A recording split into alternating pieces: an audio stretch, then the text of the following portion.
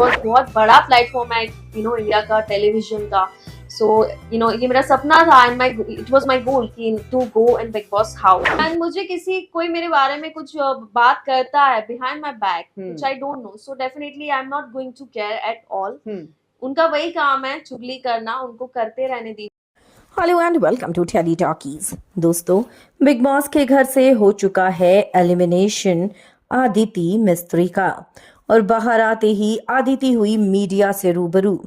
आदिति ने बहुत कुछ बताया शो के बारे में, अपने टॉप 3 कंटेस्टेंट्स भी बताए, और आदिति ने विविन और करणवीर के रिश्ते को लेकर इतने बड़े बड़े खुलासे किए कि सुनकर आप भी हैरान हो जाएंगे। क्या और कैसे हुआ है, क्या कुछ बोला है उसने, चलिए हम आपको पूरी खबर हमारी इस रिपोर्ट में बताएंगे। लेकिन अगर नहीं किया है अभी तक आपने चैनल को सब्सक्राइब, आप ज़रूर कर लें और बेल आइकन को भी आप ज़रूर दबा दें। दोस्तों, आप सभी को पता है कि बिग बॉस के घर से आदिति का एलिमिनेशन हो चुका है।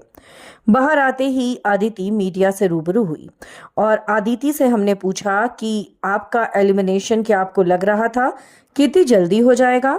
तो यहाँ पर आदिति ने साफ साफ कहा, जी नहीं, मुझे बिल्कुल भी उम्मीद नहीं थी कि मुझे इतनी जल्दी निकाल दिया जाएगा शो से। मेरे साथ गलत हुआ है और कहीं ना कहीं उसकी वजह बिग बॉस के घर के अंदर जिस तरीके से लोग झूठ बोलते हैं वो है। आदिति से पूछा गया कि आदिति, आपके अकॉर्डिंग कौन होंगे शो के टॉप 3 कंटेस्टेंट? तो यहाँ पर आदिति ने सीधा सीधा नाम लिया करणवीर का। कहा, करणवीर, अविनाश और चुम, ये तीनों मुझे शो में सबसे रियल लगे और इसीलिए मुझे लगता है कि वो होने चाहिए इस शो के टॉप 3 कंटेस्टेंट। जिसके बाद आदिति से पूछा कि आपने विविन का नाम क्यों नहीं लिया? आदिति ने यहाँ पर सीधा सीधा ये कहा कि विविन डिजर्व नहीं करता है विनर बनना। मैं आपको बता दूं कि घर के अंदर विविन डिसेना में बहुत ज़्यादा घमंड है, बहुत ज़्यादा एटीट्यूड है, और वो जिस तरीके से मैं मजाक कर रही थी, मस्ती कर रही थी, और उसने उस मस्ती को जिस तरीके से लिया, मुझे बहुत बुरा लगा। और आप सभी ने देखा होगा, हम लोग अविनाश को पकड़कर उसके साथ मस्ती करने की कोशिश कर रहे थे, लेकिन विविन ने उस चीज़ का इशू बना दिया जो कि बिल्कुल भी सही नहीं था। घर के अंदर करणवीर को जानबूझ के हर कोई टारगेट कर रहा है। मैं घर में जहां भी जाकर बैठती थी, सबके पास बस एक ही टॉपिक होता था, करणवीर करणवीर करणवीर। ऐसा लगता है घर में करण चालीसा चल रही है। और आप सोचिए, जब एक शख्स के खिलाफ पूरा घर है तो क्या जनता उसे सपोर्ट नहीं करेगी? और करण बहुत रियल है, मैंने उसके अंदर कभी भी फिल्टर नहीं देखा, जो होता था वो मुंह पर बोल देता था। उस घर में जो सबसे नेगेटिव है वो ईशा है। ईशा जानबूझकर करण को टारगेट कर रही है। उसको ये लग रहा है कि देखो, विविन तो ज्यादा कुछ कर नहीं रहा, करण कर रहा है और करण मेरे लिए खतरा हो सकता है, और किसी भी तरीके से बस इसको मैं इस शो से हिला दूं, हटा दूं। लेकिन उसको नहीं पता कि बाहर जनता देख रही है उसका सच, और घर में अपने आप को पता नहीं सबसे बड़ी हुस्न की परी समझती है। वो इतना एटीट्यूड है उसमें, हर बात में अपना घमंड दिखाती है और पता नहीं खुद को क्या समझती है। यहाँ पर हमने ये भी पूछा कि करणवीर और शिल्पा के बदलते रिश्तों पर आप क्या बोलेंगी?